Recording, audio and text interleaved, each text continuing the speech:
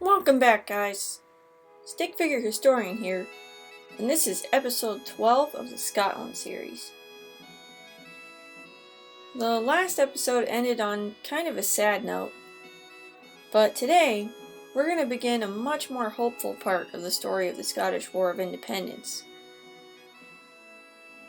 A month after the execution of William Wallace, King Edward called another parliament in regards to the governance of Scotland.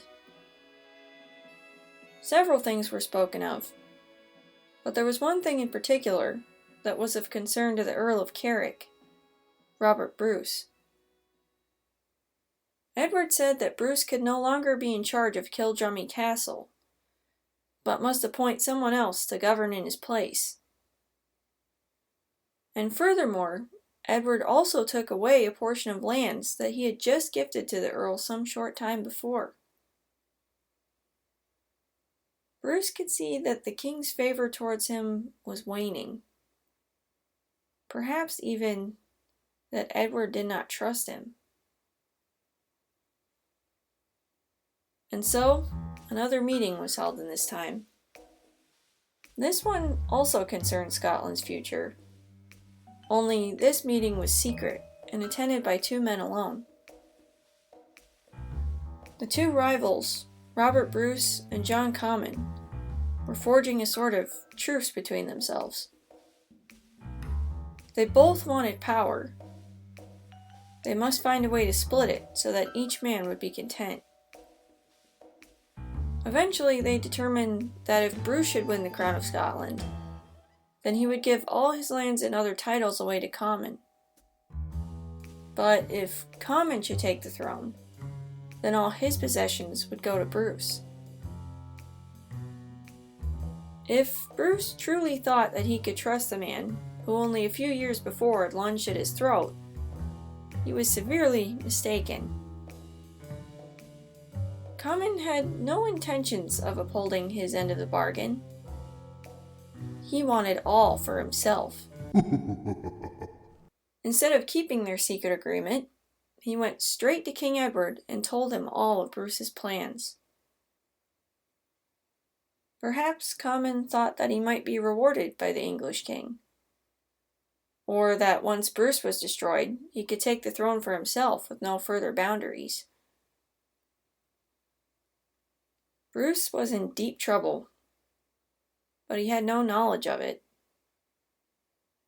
Of course, King Edward had determined to arrest him, and who knew what his fate would be after that? The king did not tell very many people that he intended to capture Bruce, but when he mentioned something about it in front of some of his closest men, a pair of friendly ears pricked up.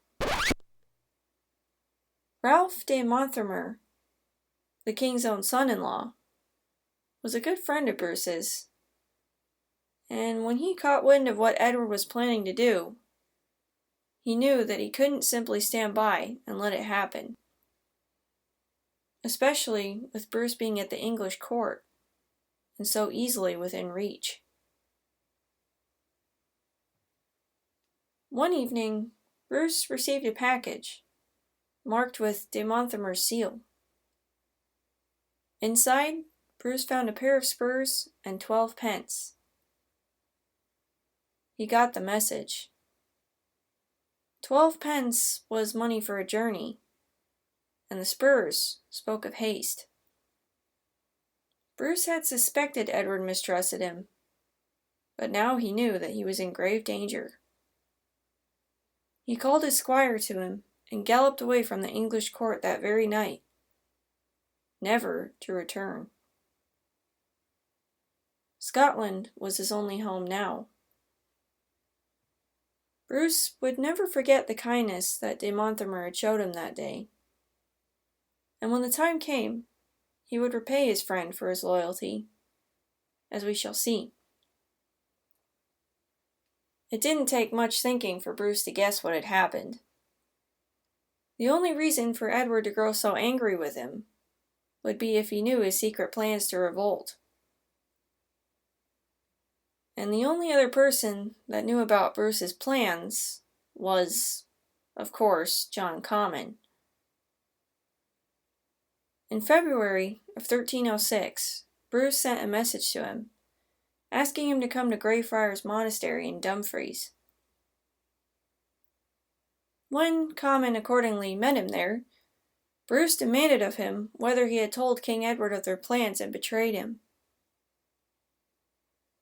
Comyn claimed that he hadn't, and pretended that he was innocent, but Bruce did not believe him.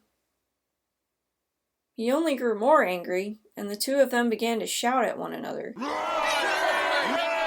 What happened next, no one is quite sure. But at the end of it all, John Comyn of Badenoch lay dead before the high altar.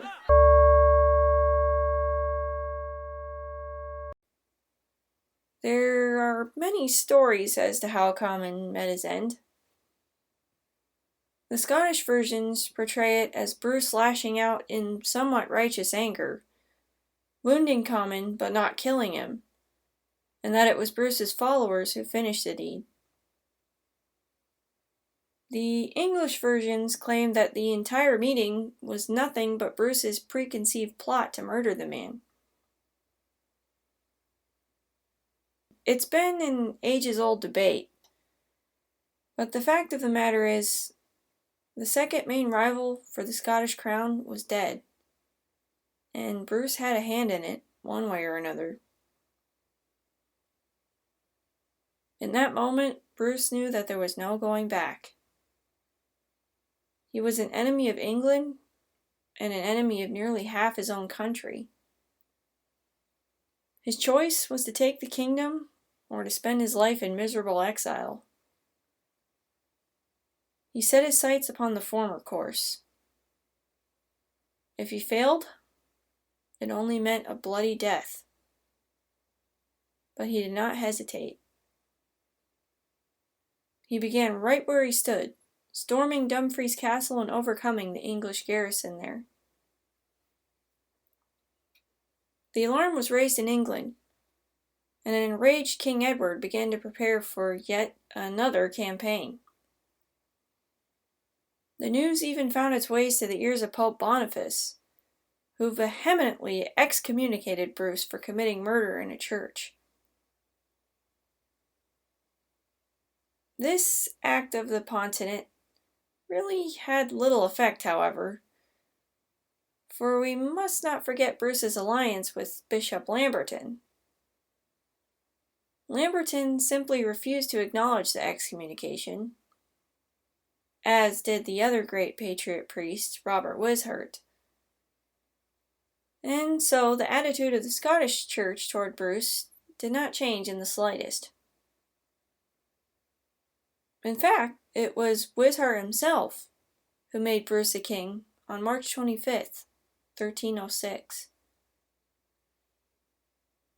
And for some reason, the guy looks exactly the same as Lamberton. I really need to get more creative with my clergymen. Sorry about that, guys. Anyway, the Stone of Scone was no longer in its proper place for a ruler to sit upon. But that could not keep Bruce from being crowned in the ancient place where it once had been. The bishop took the old royal robes out of their hiding place, where he had kept them for so long from the English. And with these and a makeshift crown, he adorned the new king. There was still something missing, however. In old times, it was always expected that a member of Clan Macduff would have the honor in the crowning of a king. Bruce wanted the support of the church, of course, but he was also determined that this old tradition must be followed as well. Therefore, upon the following day, another ceremony was held, in which the old ways were kept.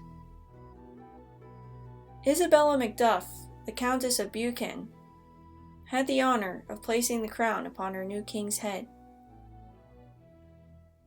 Thus, in this way, a new dynasty of the Scottish kings was properly born. And and also the birth of a new wrath against Scotland. Edward marched up over the border that same spring with yet another army. All of Bruce's lands he had given away to other men, and he encouraged all to turn against him as an excommunicated infidel. If Bruce was going to keep his new kingdom, he was going to have to fight for it, with everything he had, and with only half a country to back him.